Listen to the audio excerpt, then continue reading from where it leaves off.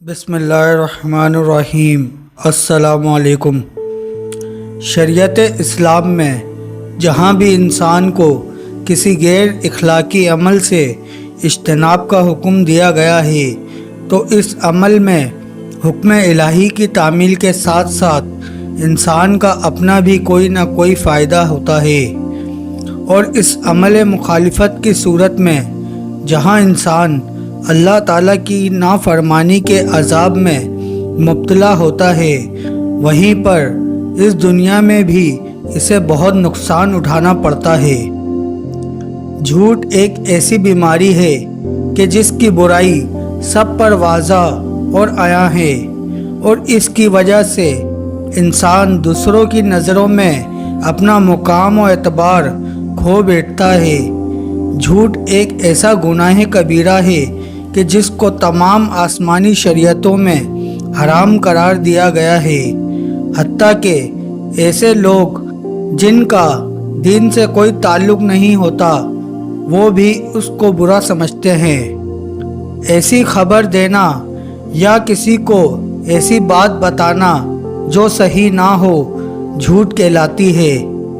جھوٹ بولنا، جھوٹ لکھنا اور جھوٹے اشخاص کی باتوں پر کان دھرنا حرام ہے۔ جس طرح معاشرہ اس برائی کو ناپسند کرتا ہے، اسی طرح خداوند کریم کی نظر میں بھی جھوٹے لوگوں کی کوئی عزت و منزلت نہیں ہے۔ چنانچہ ارشاد رب العزت ہوتا ہے۔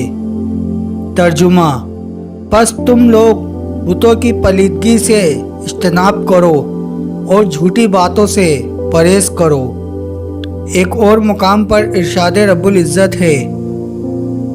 ترجمہ: جھوٹ تو وہی لوگ بولتے ہیں جو خداوند کریم کی آیتوں پر ایمان نہیں رکھتے۔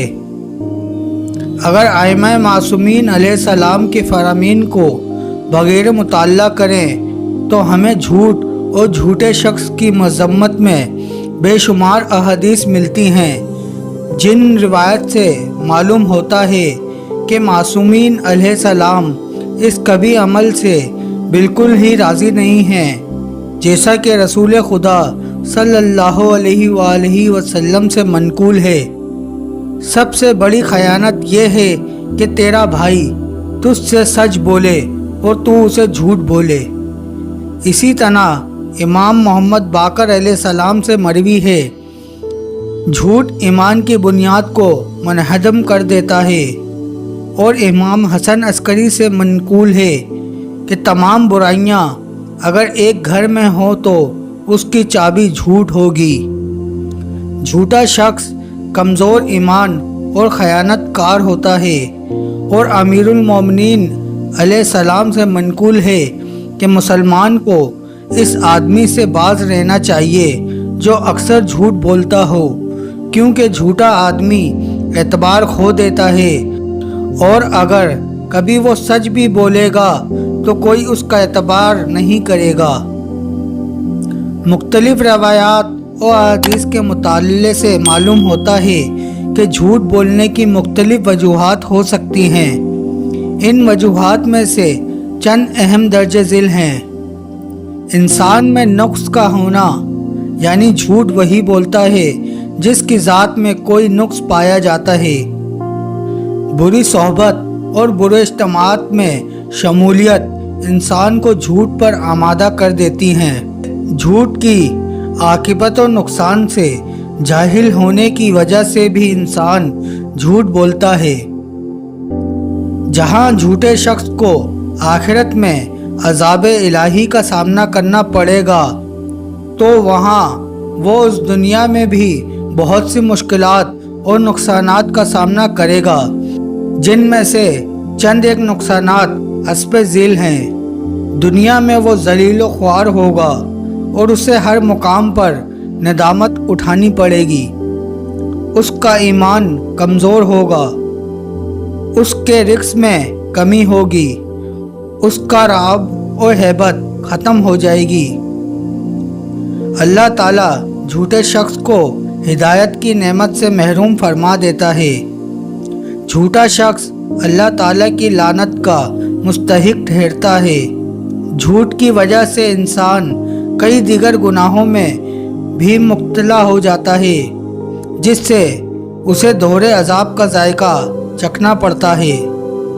ऐसे मकामात जहाँ झूठ बोलना जायज़ है, अलबत्ता रिवायत में चंद ऐसे मवारिद का जिक्र मिलता है कि जहाँ पर झूठ बोलने की इजाज़त दी गई है। जंग में दुश्मन को गाफिल करने के लिए, दो मोमिन भाइयों के दरमियान सुलह व सफाई कराने के लिए, बीवी का दिल रखने के लिए किसी चीज़ का वादा करना अगरचे इस चीज़ के देने की नीयत ना हो। ऐसा मुकाम कि जहाँ जानो माल या इज़्ज़त को खौफ लाहिक हो तो उस ज़रूरत के तहत झूठ बोलना जायज़ है।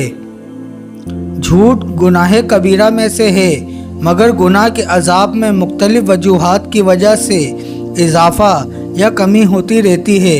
मसलन अगर हम किसी गली में खड़े होकर झूठ बोलें तो उसका अजाब कुछ और होगा, और अगर हम वही झूठ मस्जिद में जाकर बोलें तो उसका अजाब उससे कहीं ज़्यादा होगा। इसी तरह अल्लाह ताला की झूठी कसम खाना गुनाह कबीरा है। कुरान करीम में इसकी सख्त मज़म्मत वारिद हुई है। तर्जुमा: बेशक वो लोग जो खुदा से किए हुए अहद और अपनी कस्मों को कलील रकम के एवज़ फ़रोख्त करते हैं, उनका आखिरत में कोई हिस्सा नहीं होगा। अल्लाह उनसे कलाम नहीं करेगा और उनकी तरफ निगाह रहमत नहीं करेगा और उन्हें गुनाहों से पाक नहीं करेगा, और उनके लिए दर्दनाक अजाब है।